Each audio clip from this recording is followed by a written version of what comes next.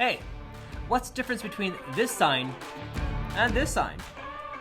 One of them means a product is recyclable, and the other one tells you only about the material the product is made out of. Did you know the difference? In today's episode of Food Packaging TV, we're going to cover MFPP containers and break down the material composition. And you're going to decide if it's something that you would use. What's shaking, good people? Je suis Elish P, and you're watching Food Packaging TV, where we bring you the latest in innovation, industry news, and of course, food packaging. Now let's hit it!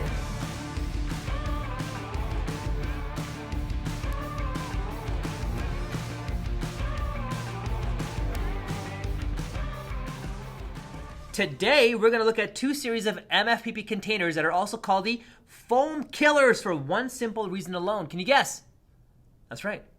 Their price point are at the same as foam containers or better, which is a super important key factor because with the Canada single-use plastic ban where foam containers are now outlawed, what's the easiest one-to-one replacement for foam hinged containers? MFPP containers that are called New Gen. You may have seen these containers circulating in Canada for good reason too. Not only are they permissible under the new mandate, but they cost less or the same than your foam equivalents. What's more, they take up way less space than foam. Have a look! Here's a stack of foam containers versus a stack of MFPP containers. They're both packed 500 in a case, but you can see you can fit 3 to 4 times more of MFPP containers than you could with the same foam product. That means less storage costs, easier to stock, transport, and overall, more bang for your buck. Not to mention, MFPP containers are microwave safe, can handle your hot foods without worry about the plastic melting into the food, as does the foam. When you put extremely hot food or fried food in foam, it just kind of melts directly into the food. Did you know? They come in standard sizes that you'd expect from a foam hinged lineup from your 5x5, 6x6, 9x6, 9x6 2 compartment, 7x7, 7x7 3 compartment, the 8x8, the 9x9 in its 3 compartments, and it gets better. The New Gen series even has an upgraded line called the EP line. And what's EP stand for? Elish P, right? No, I'm kidding. Anyway, the EP series is a heavier weighted product, has more advanced features that are probably worth the upgrade, such as a 4-corner lock versus a slide lock. Especially if you're doing a lot of takeout or food delivery, you want to make sure that your food travels well and avoid a negative review online from a disgruntled customer who has spillage along the route.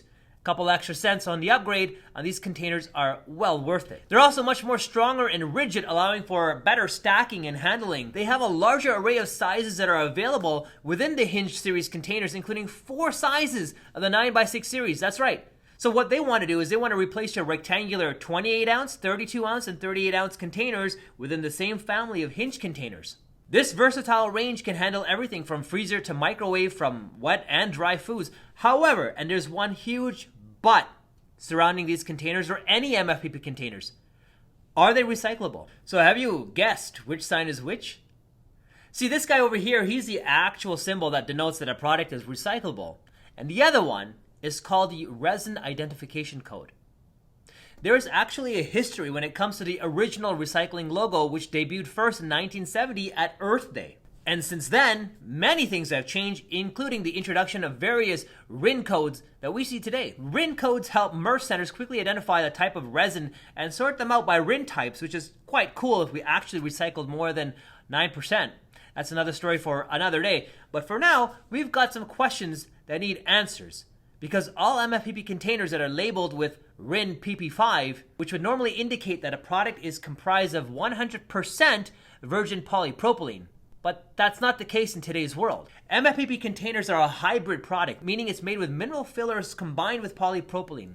In other words, the manufacturer uses up to 40% or 50% less of the petroleum product and uses the filler products such as calcium carbonate or gypsum powder to give the same strength and durability as if it was pure PP, and at the same time reducing the reliance on petroleum product and decreasing the cost on overall materials. But since the product itself contains more than 50% of polypropylene, the RIN at the bottom of this container is labeled PP5 because that's the majority of the content.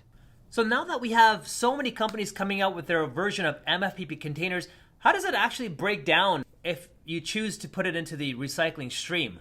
I mean, if it's a 100% PP product, that you would probably yield 100% of pure PP5. But what does the breakdown of an MFPP container look like? And does it actually break down, or worse, does it contaminate the recycling stream? I couldn't get any clear answers from both the manufacturers that produce the product, nor on the municipalities' websites that break down the various materials that they accept. On one hand, you have companies such as Sabre, Pactiv, and Dart that all claim that MFPP containers are recyclable where available, and to contact your local municipality to find out more. But when I looked at the municipalities in USA and Canada, including other bodies such as TerraCycle, the EPA, Earth 911, I couldn't find any content that explicitly stated that MFPP was accepted or recyclable. However, I did check some manufacturers from overseas, and on their websites, they stated that MFPP containers are 100% recyclable. But I'm not convinced yet. What do you think?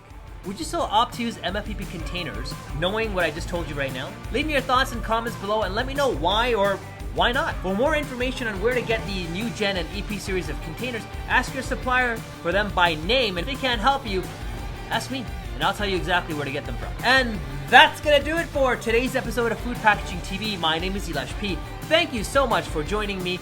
Next week, we're gonna be covering sip lids for PET cups for the upcoming summer season. That's right.